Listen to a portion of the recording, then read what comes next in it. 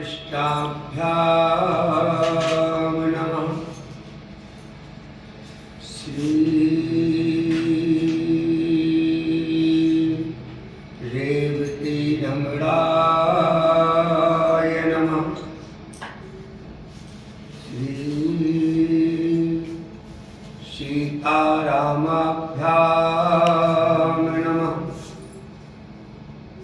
श्री शिव शक्तीश्वर महादेवाय नमः। श्री हनुमते नमः। श्री मातृ पितृ गुरु चरण कमलेभ्यो नमः। सच्चिदानंद रूपाय विश्वोत्पत्त्यादि हेतवे तापत्रय विनाशाय श्री कृष्णाय वयं नमः। कोई तन दुखी कोई मन दुखी, कोई धन बिन रहे उदास, थोड़े थोड़े सब दुखी सुखी राम के दास। कबीरा सब जग निर्धना, धनवंता नहीं कोई, धनवंता सोई जानिए जको राम नाम धन होय। राधा साध्यम साधनम यस्य राधा, मंत्रो राधा मंत्रदात्री च राधा। सर्वम राधा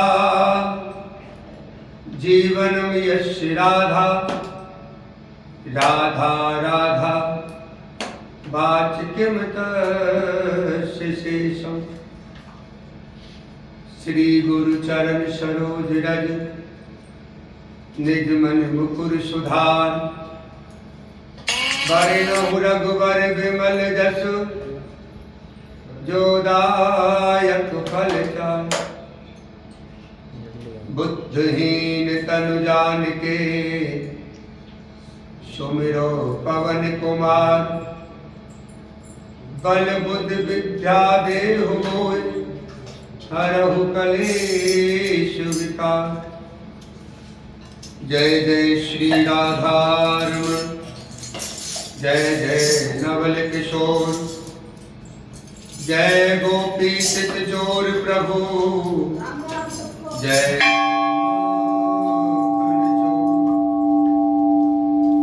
दाऊ सो दाता नहीं, जग में कोई एक। दीनन पर कृपा करे तो डारे विघ्न अनेक।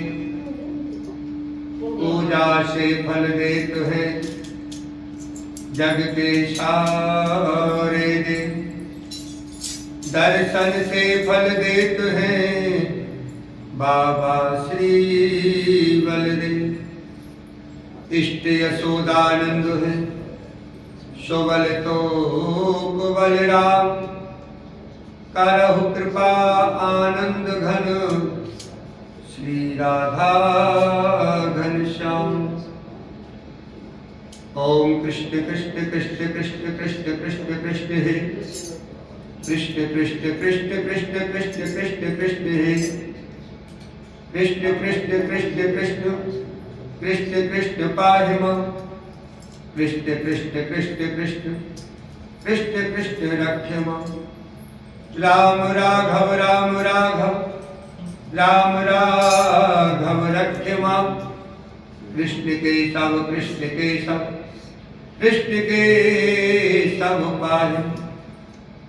हे कृष्णा करुणा सिंधु दीनबंधु जगतपते, गोपेश गोपकाकन श्री राधा कंत नमोस्तुते। माता मेरी राधिका, पिता मेरे घनश्याम, इन दोनों के चरण में मेरा बारंबार प्रणाम। इन दोनों के चरण में मेरा कोटि कोटि प्रणाम। बोलो वृंदावन बिहारी लाल की, तुलसा माता की, कार्तिक महात्मा की जय। 2 मिनट के लिए भगवान से प्रार्थना। सुखी बसे संसार सब, दुखिया रहे न कोई। सुखी बसे संसार सब, दुखिया रहे न कोई। ये अभिलाषा हम सबकी भगवन पूरी हो। विद्या बुद्धि तेजवन सबके भीतर हो। विद्या बुद्धि तेजवन सबके भीतर हो। दूध पूत धन धान से वंचित रहे न को। आपकी भक्ति प्रेम से मन हो गए भरपूर। आपकी भक्ति प्रेम से मन हो गए भरपूर। राग देश से चित्त मेरा कोसों भागे दूर। मिले भरोसा नाम का हमें सदा जगदीश। मिले भरोसा नाम का हमें सदा जगदीश। आशा तेरे नाम की बनी रहे ममरी। हमें बचाओ पाप से करके दया दया। हमें बचाओ पाप से करके दया दया। अपना भक्त बनाए कर हमको करो निहार। दिल में दया उदारता, मन में प्रेम अपार। दिल में दया उदारता, मन में प्रेम अपार। धैर्य हृदय में वीरता, सबको दो करता। नारायण तुम आप हो, पाप विमोचनहार। नारायण तुम आप हो, पाप विमोचनहार। क्षमा करो अपराध कर दो जग के पार। हाथ जोड़ विनती करो सुनिए कृपा निधान। हाथ जोड़ विनती करो सुनिए कृपा निधान। साधु संगत सुख दीजिए दया नम्रता दीजिए। दया नम्रता दीजिए। दया नम्रता दीजिए। दया नम्रता दीजिए। दया नम्रता। बोल वृंदावन बिहारी लाल की, राधा रानी की, तुलसा माता की, कार्तिक महात्मा की।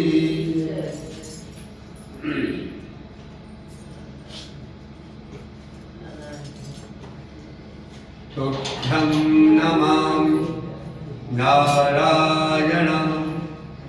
तुभ्यं नमामि जगदीश्वरा। हे लक्ष्मीकान्त तुभ्यं नमामि। हे शान्ताकार तुभ्यं नमामि।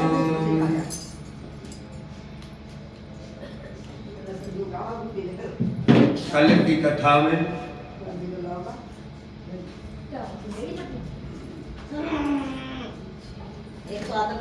धर्मदत्त नाम के ब्राह्मण ने और एक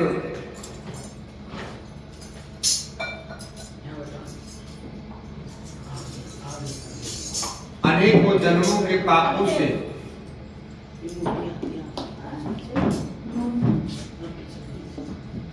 राक्षसी के ऊपर डर के मारे तुलसी मिश्रित जल फेंक के मारा।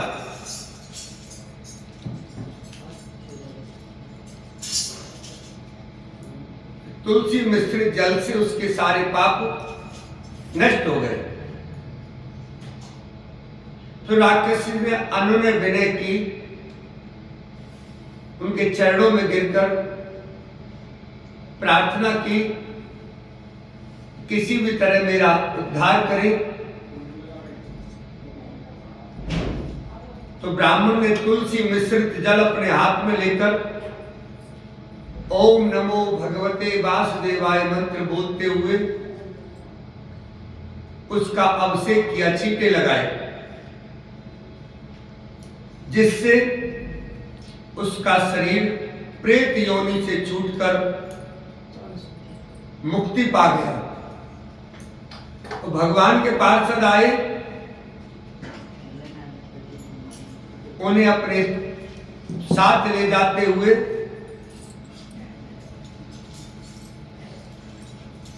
बोल के गए कि आपने जो परोपकार किया है, आप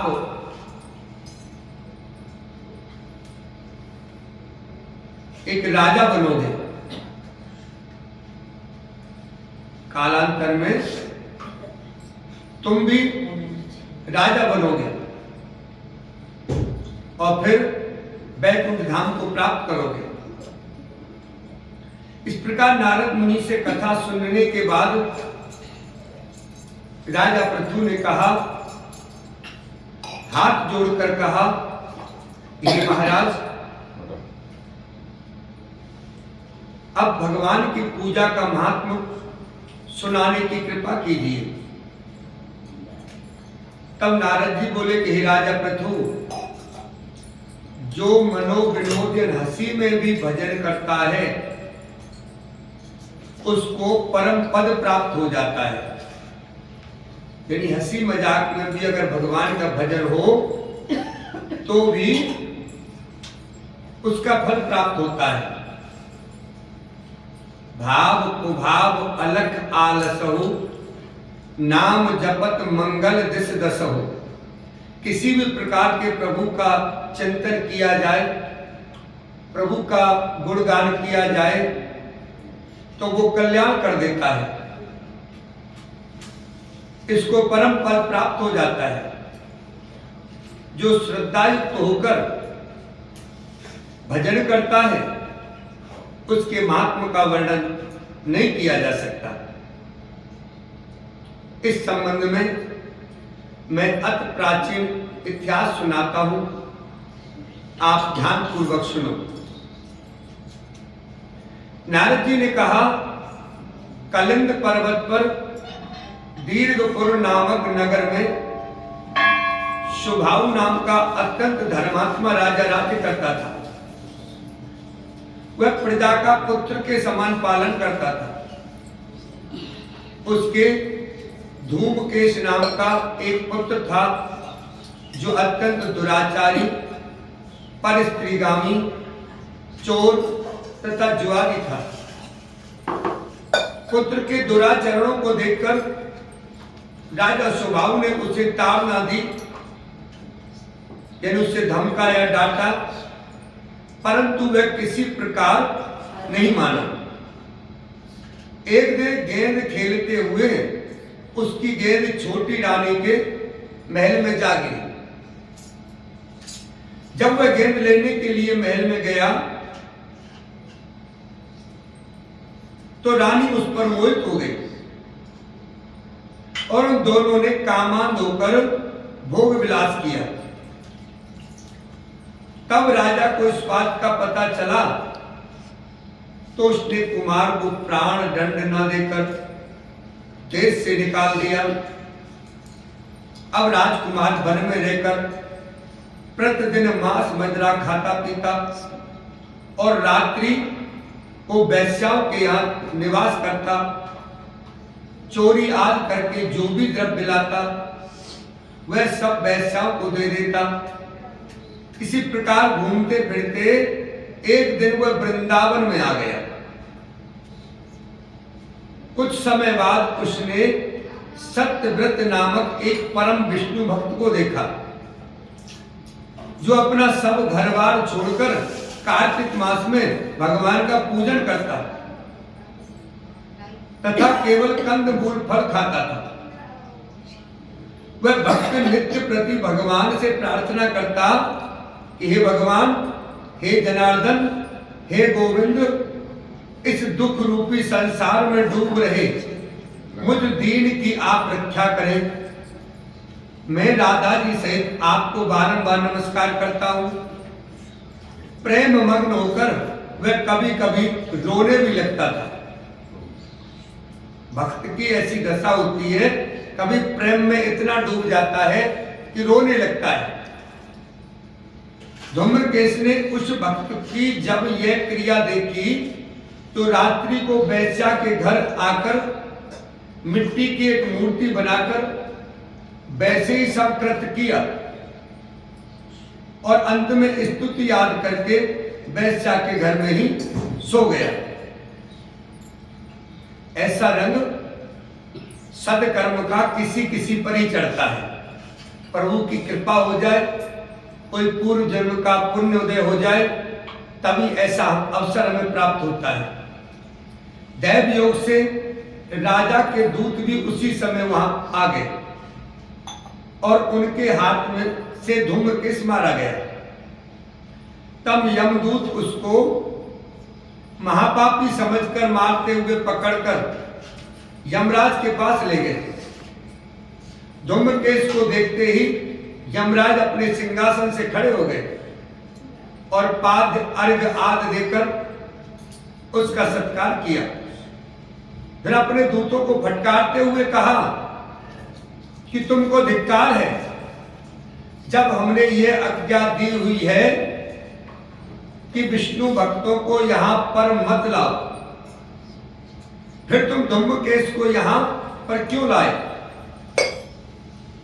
उसने कार्तिक मास का व्रत वृंदावन धाम में चाहे हाथ से ही किया, मगर फिर भी वह बैकुंठ में जाने का अधिकारी है।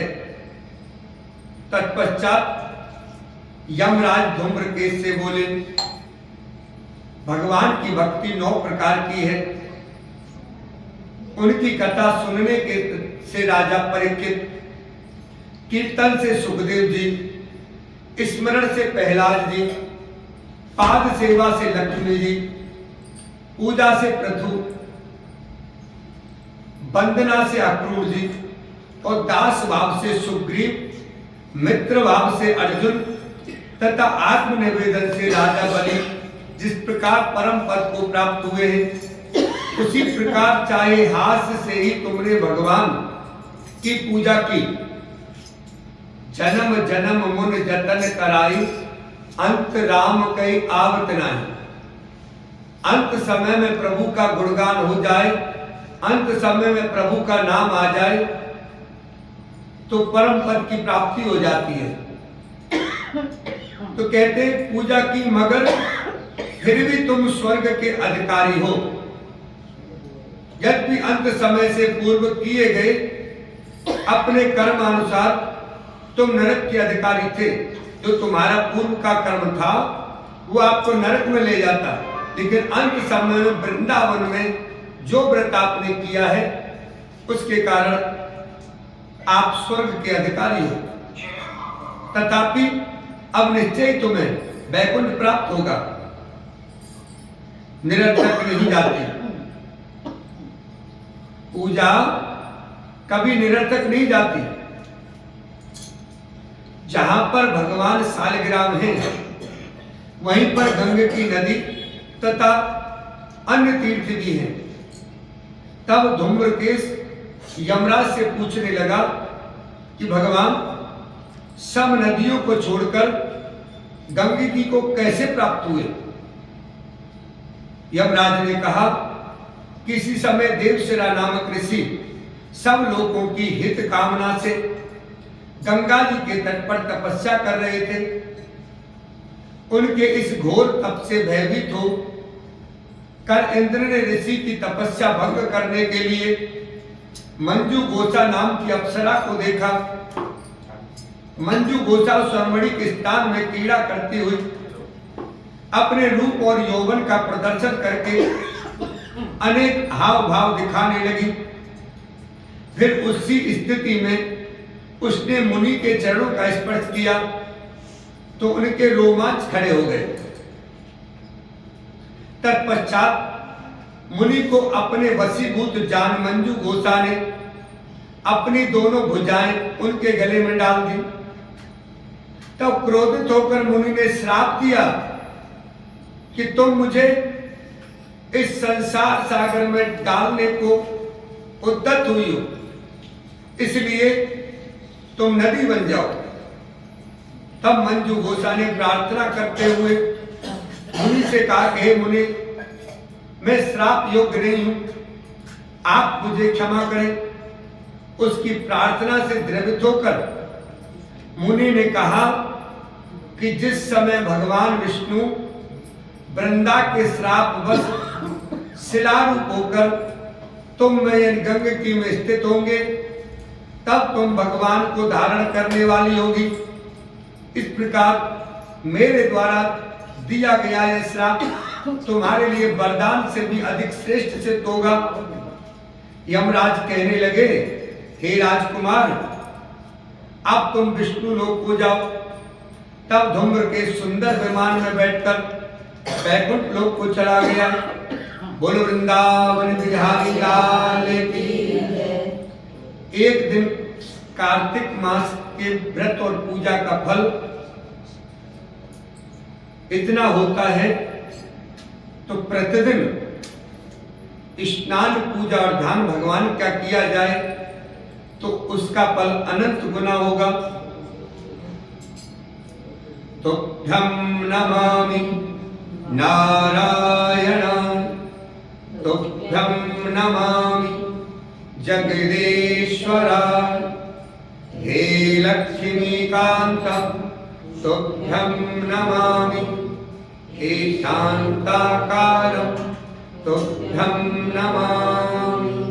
राम आए लक्ष्मण आए देश के पुजारिया, पिता ने मुका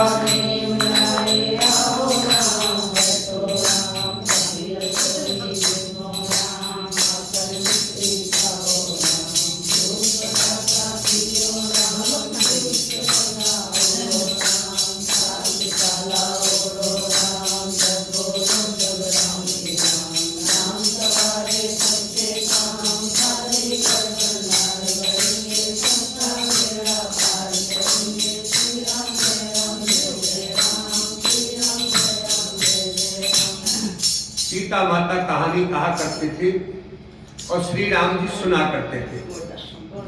एक दिन भगवान राम को किसी काम से बाहर जाना पड़ गया। सीता मैया बोली कि भगवान, मेरी मित्रेन की कथा कौन सुनेगा, मैं कैसे सुनाऊंगी। भगवान बोला, ऐसा करियो, कुएं की पाल पर जाकर बैठ जाइयो, वहां औरतें पानी भरने आएंगी, तेरी कथा सुन लेंगी। सीता माता ने बोला ठीक है। अगले दिन सीता माता कुएं की पाल पर जाकर बैठ गई। एक बहू आई जिसने रेशम जरी की साड़ी पहन रखी थी, सोने का घड़ा ले रखा था। सीता मैया बोली, बहन मेरी मित्रेन की कथा सुन ले। बहू बोली, जितने में मैं कथा सुनूंगी मुझे देर हो जाएगी, घर में सास लड़ेगी। कहानी नहीं सुनी। घर गई तो रेशम जरी की साड़ी फट गई, सोने का घड़ा मिट्टी का हो गया। सास बोली, बहू किसका दोष सिर ले आई। बहू बोली, सासू जी दोष क्या, वो एक पर एक औरत बैठी थी, वह कह रही थी मेरी कहानी सुन ले, मैंने नहीं सुनी तो ऐसा हो गया। अगले दिन सास वही साड़ी पहन कर गई, वही घड़ा लेकर गई। सीता मैया बोली, बहन मेरी कहानी सुन ले। सास बोली, बहन एक बार नहीं 4 बार सुनो। राम आए लक्ष्मण आए देश के पुजारी, पिता ने मुका आओ राम बैठो राम कबीर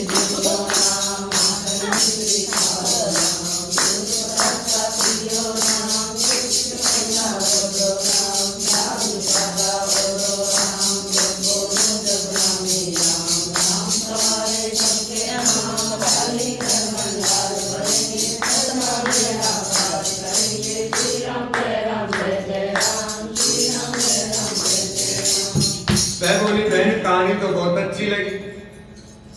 घर गई रेशम जरी की साड़ी हो गई और सोने का घड़ा हो गया। बहू बोली सास जी तुम ये कैसे कर लाई? बहू तू दोष लगाई थी, मैं दोष उतारा। ऐसी वो कौन थी? वो सीता माता थी। पुराने नया कर देते, खाली कर भंडार भर देती है, लक्ष्मी जी का वास कर देती है और जो कुछ इच्छा उसे पूरा कर देती है। अच्छा सासू जी ऐसी कहानी तो मुझे भी सुना दो।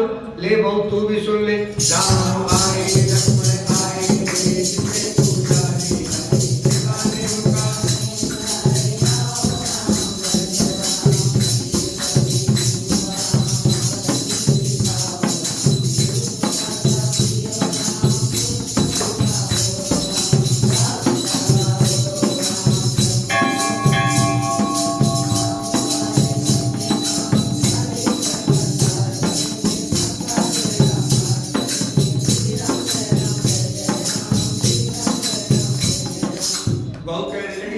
कहानी तो बहुत अच्छी है।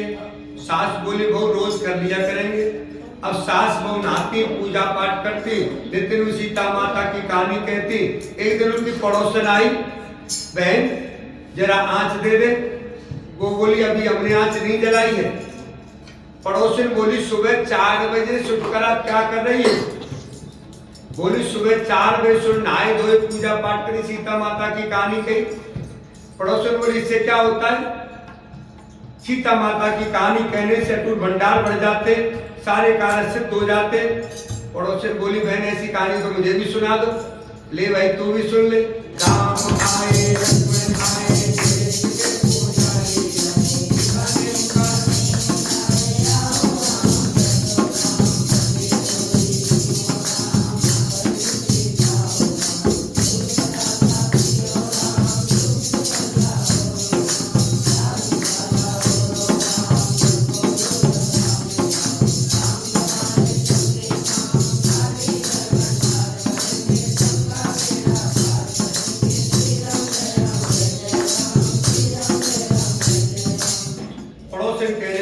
कहानी तो बहुत अच्छी लगी। अब पड़ोस ने अपनी सीता माता की कहानी कहती। सीता माता उसके घर भंडार भर दिए। हे मेरी सीता माता जैसे वो सबके भंडार भरे वैसे हमारे भरियो। लक्ष्मी जी का वास हो, अन्नपूर्णा का वास हो।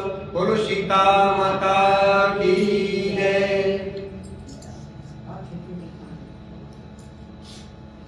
एक परिवार था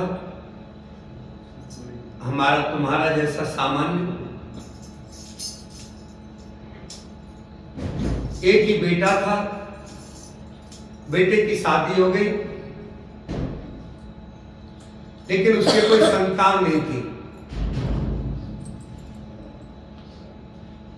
संतान की इच्छा सभी को होती है। एक बार नारद जी वहां से गुजर रहे थे तो उस बहू की सास ने पूछा बुला करके कि महाराज जी थोड़ा ठहरिए, क्योंकि नारद जी ज्यादा देर ठहरते नहीं है कहीं। नारद जी रुके। नारद जी से प्रार्थना की कि नारद जी आप हमारी बहू के बारे में देखिए, इनको कोई संतान नहीं है, संतान होगी या नहीं होगी। नारद जी ने कहा माता क्यों झंझट में पड़ती हो, प्रभु की इच्छा होगी तो हो जाएगी, नहीं होगी तो नहीं होगी। लेकिन सासू ऐसे नहीं मानती। उन्होंने कही नहीं नारद जी आप एक बार देखकर बताओ, कृपा करो। तो नारद जी ने देखा। नारद जी ने कहा माता आपकी बहू के तो 7 जन्म भी कोई संतान नहीं है। सास बहू ने सुना, चलो जैसी प्रभु की इच्छा। नारद जी चले गए। कुछ दिन बाद उन्हीं की गली में कोई संत का आगमन हुआ। और वो आवाज लगा रहे थे कि कोई एक रोटी खिलाओ और एक संतान पाओ, कोई एक रोटी खिलाओ और एक संतान पाओ। तो उसकी बहू निकली, उसने कहा महाराज, अपने मन में ही सोचा कि संतान तो मेरे है नहीं 7 जन्म तक, लेकिन आप पधारो, आप भोजन करो, आप बैठ करके प्रेम से भोजन करो। उन्होंने उस महात्मा जी को भोजन कराया। तो महात्मा जी भूखे थे, उन्होंने 7 रोटी खाई। अब हम लोग ये देखते हैं अधिकांश सभी के अंदर कि ये महात्मा है या ढोंगी है। अब ये हम संसारी जीवों को देखना नामुमकिन है। हमारे अंदर कोई ऐसी दिव्य दृष्टि नहीं होती कि जिससे हम ये पहचान सके कि अच्छा कौन है और गलत कौन है। इसलिए इस भाव को ना रखते हुए हमें केवल यही भाव रखना चाहिए, कोई हमारे दरवाजे पर आया है तो जैसा बनता है हमें सेवा करनी चाहिए। तो महात्मा को 7 रोटी खिलाई, महात्मा जी चले गए। अब नारद जी का कुछ सालों बाद पुनः आगमन हुआ। उस बहू के 7-8 साल में 7 बच्चे हुए।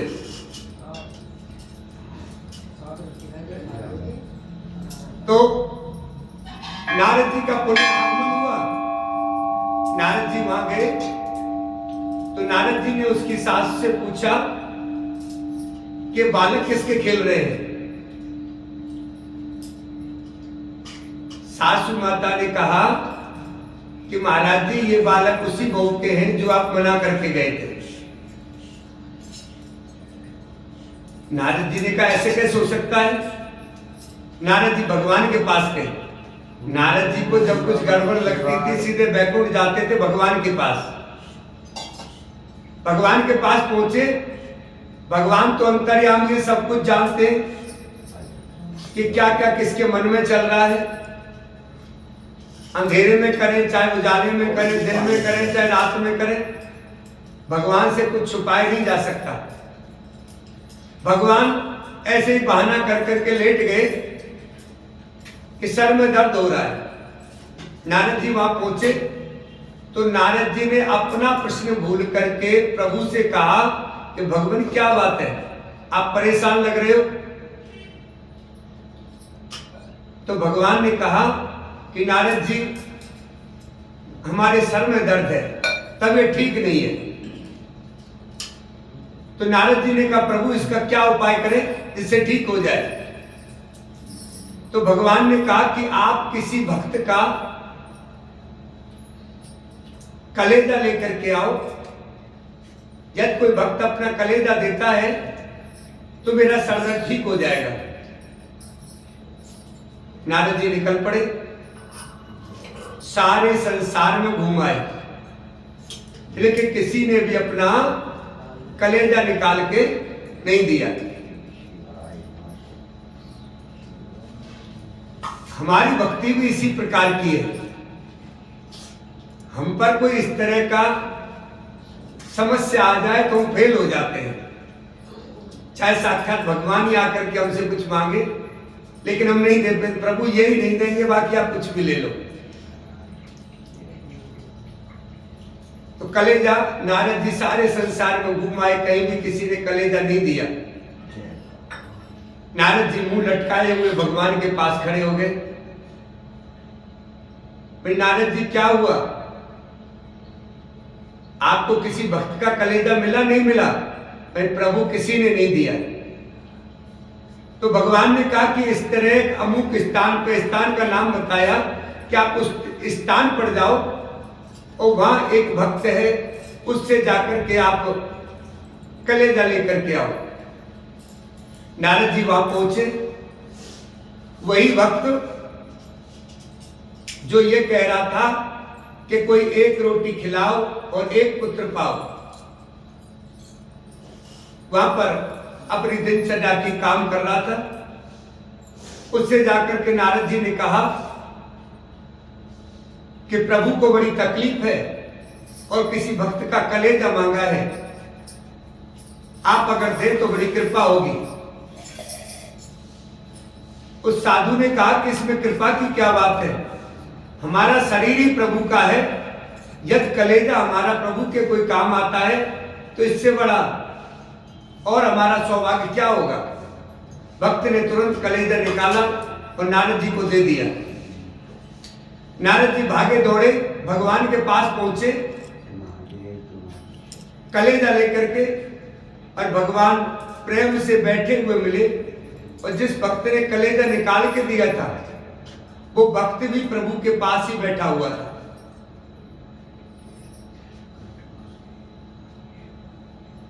नारद जी ने कहा प्रभु ये क्या लीला है। भगवान ने कहा कि नारद जी, जो भक्त होगा, जो सच्चे हृदय से भक्त होगा, उससे कुछ करने की आवश्यकता नहीं है, वो हमारा ही है और हमारे पास ही आ जाता है अपने आप। उसे किसी के से कहने की आवश्यकता नहीं है। और जो अभक्त है वो प्रतिदिन ही प्रार्थना करता है, लेकिन उसका ना तो मन शुद्ध है, ना तन शुद्ध है, ना इंद्रिय पवित्र है, तो वो रोज लोटा ढालता रहता है। तो फल तो मिलता है, ऐसा नहीं है कि फल नहीं मिले। स्कूल में बच्चा पढ़ने जाता है, चाहे वो पढ़े या ना पढ़े, चाहे किताब खोले या ना खोले, लेकिन इतना तो आ ही जाता है कि ABCD आ जाए, छोटा बड़ा आ जाए, इतना तो आ ही जाता है। अगर उसके 90% नंबर नहीं आते, 100% नंबर नहीं आते, तो इतना तो उसके अंदर ज्ञान हो ही जाता है कि वो अपना नाम लिख ले और मोबाइल चला ले, है ना। 5-4 पढ़ के ही, दूसरी क्लास पढ़ के बिना पढ़े लिखे मोबाइल चला लेते हैं,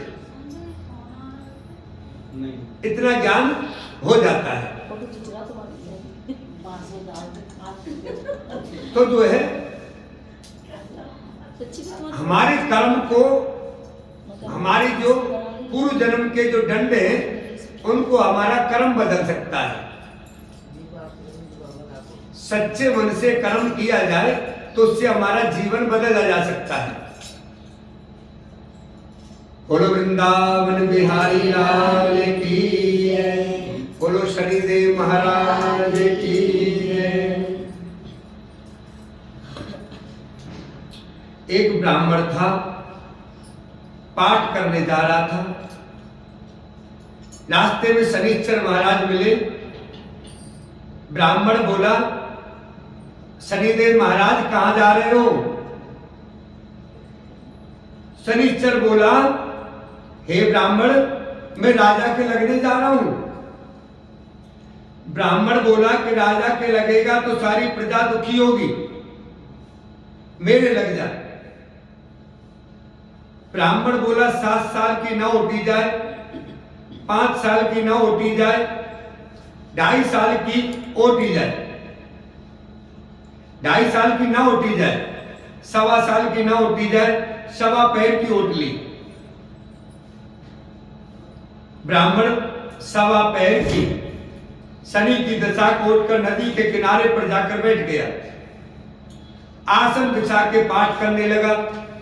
ओम नमो भगवते वासुदेवाय, ओम नमो भगवते वासुदेवाय, ओम नमो भगवते वासुदेवाय, ओम नमो भगवते वासुदेवाय, ओम नमो भगवते वासुदेवाय।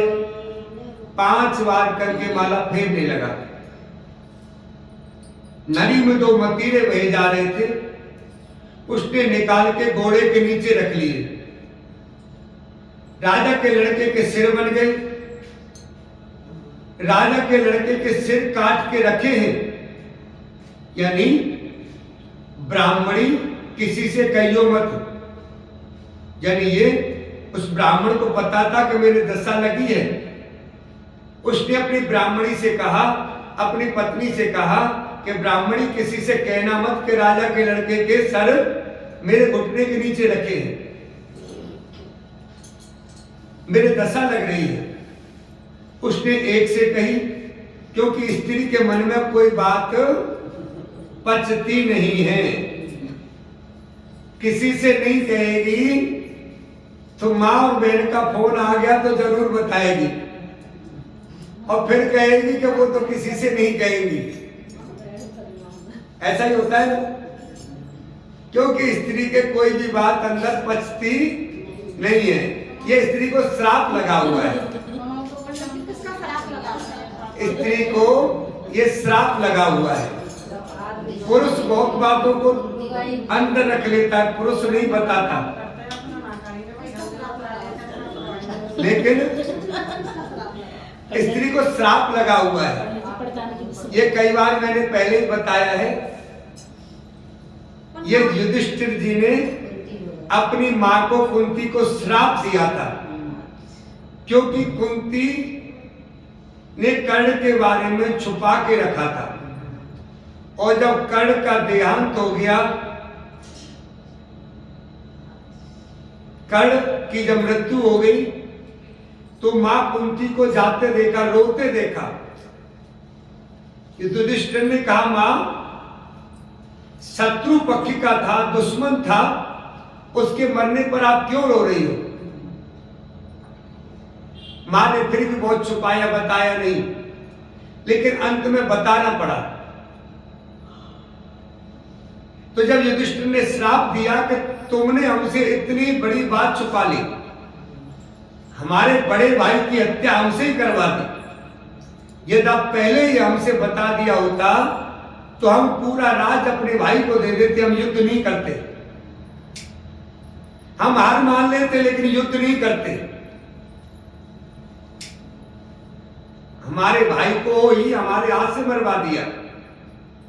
तो मां इतनी बात तुमने छुपा ली, इसलिए मैं तुम्हें श्राप देता हूं कि आज के बाद तुम्हारे अंदर, स्त्री जाति के अंदर कोई बात छुपेगी नहीं, कहीं ना कहीं से वो लीक हो जाएगी। तो उस ब्राह्मणी ने एक से कहा, एक ने दूसरे से कहा, सारी नगरी में फैल गई। राजा ने कहा कि ब्राह्मण ने मेरे पुत्र को सर को घोड़े के नीचे रखा है, इसे सूली पर चढ़ा दो। सोने की गड़वाई वो भी टूट गई, चांदी की गड़वाई वो भी टूट गई, जो गड़वाते वही टूट जाए। इतनी देर में सवा पैर पूरा हो गया। राजा के लड़के बोलते आ गए, खेलते हुए आए। रानी बोली, महाराज हमारे बच्चे तो आ गए, ब्राह्मण को सूली पर चढ़ा दिया होगा, हमको ब्रह्महत्या का पाप लगेगा, ये पाप अब कैसे उतरेगा? राजा बोला कि जाके देखते हैं। देखा तो ब्राह्मण पाठ करने में लगा है। राजा बोला, ब्राह्मण क्या ज्ञान विज्ञान जाने था? क्योंकि जो समाज के हित में, संसार के हित में यदि कोई परोपकार करता है तो भगवान उसकी रक्षा करते हैं, उसे कुछ करने की आवश्यकता नहीं पड़ती। तो राजा बोला कि ब्राह्मण क्या तू ज्ञान विज्ञान जाने था? ब्राह्मण बोला कि राजन मैं तो कुछ नहीं जानता था, मैं तो पाठ करने जा रहा था। रास्ते में शनिश्चर महाराज से बोला कि महाराज कहां जा रहे हो? शनिश्चर महाराज बोले कि राजा के लगने जा रहा हूं। मैं बोला कि राजा के लगेगा तो सारी प्रजा दुखी होगी, मेरे लग जाए। शनिश्चर बोला 7 साल की ना उठी जाए, 5 साल की ना उठी जाए, 2.5 साल की ना उठी जाए, 1.25 साल की ना उठी जाए, 1.25 पैर की उठ ली। 1.25 पैर में ऐसे रंग दिखा दिए। कहने लगा कि शनिश्चर की दशा कैसे उतरे? राजा सोने चांदी का दान, तांबे लोहे का दान, पीतल का दान राजा तो कर देवे, गरीब कैसे करे? गरीब तेल की माणी, गुड़ की डली डकौत को दे दे। 7 बार पीपल में जल चढ़ा दे, कह दे शनिदेव टोटा, शनिदेव मोटा कभी ना आवे टोटा। शनिवार की घड़ी घड़ी दे 70 बला टले। 7 बार कह दे, 7 बार जल चढ़ा दे, सारी बला टल जाएगी। बोलो शनिचर महाराज की जय।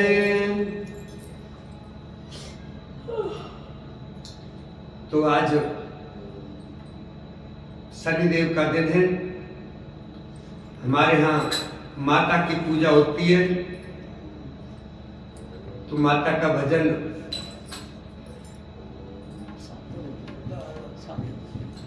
माता से प्रार्थना करते हैं कि माता आप हमारे यहाँ कीर्तन में पधारो, हमारे घर में पधारो और सभी को लेकर के आओ।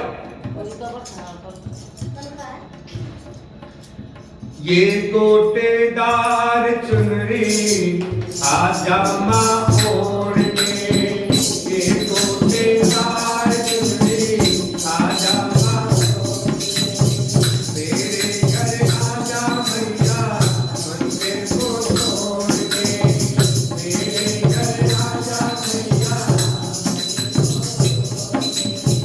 ये गोटेदार चुनरी आजा माँ ओढ़ के, ये गोटेदार चुनरी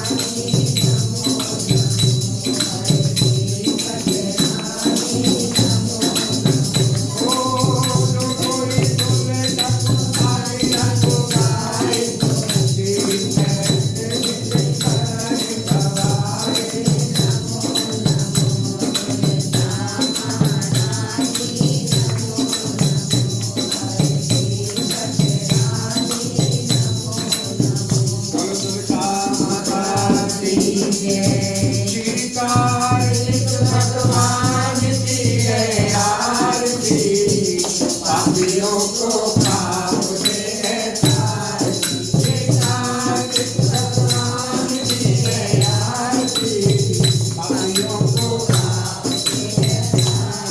जय पंचम देव निराला, जब जोत जगाने वाला, जय पंचम देव निराला, जब जोत जगाने वाला। हरि नाम यही, हरि नाम यही, जग के मंगल की आरती, पापियों को पाप से तार। श्री कार्तिक भगवान की है आरती, पापियों को पाप से तार। जय सांस्कृतिक पावन पुरुष, पापों को मिटाने वाला, हर दर्द कराने वाला। जय सांस्कृतिक पावन पुरुष, पापों को मिटाने वाला, हर दर्द कराने वाला। जय शुक्र, जय शुक्र, जय बंधुकर की आरती, पापियों को पाप से तार। श्री कार्तिक भगवान की है आरती, पापियों को पाप से तार। सन्मार्ग बनाने वाला, पृथ्वी को बनाने वाला।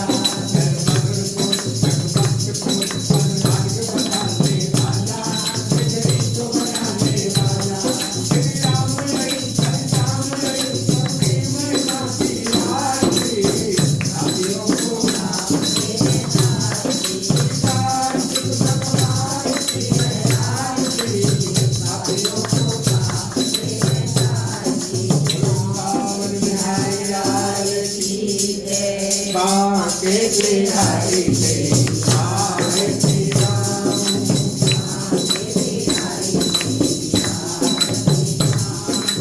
आरती गाऊं, करे आपको मनाऊं। आरती गाऊं, करे आपको मनाऊं। हे मेरे घर से आरती गाऊं।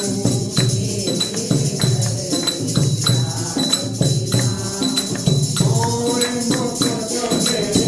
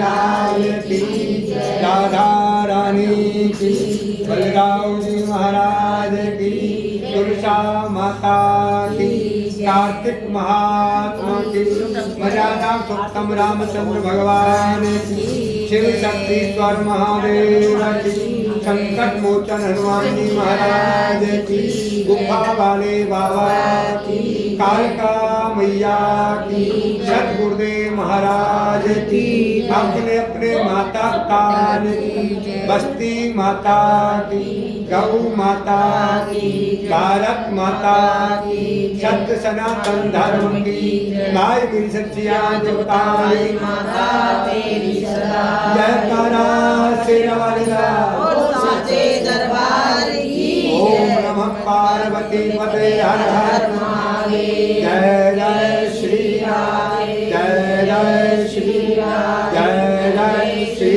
राम। शाम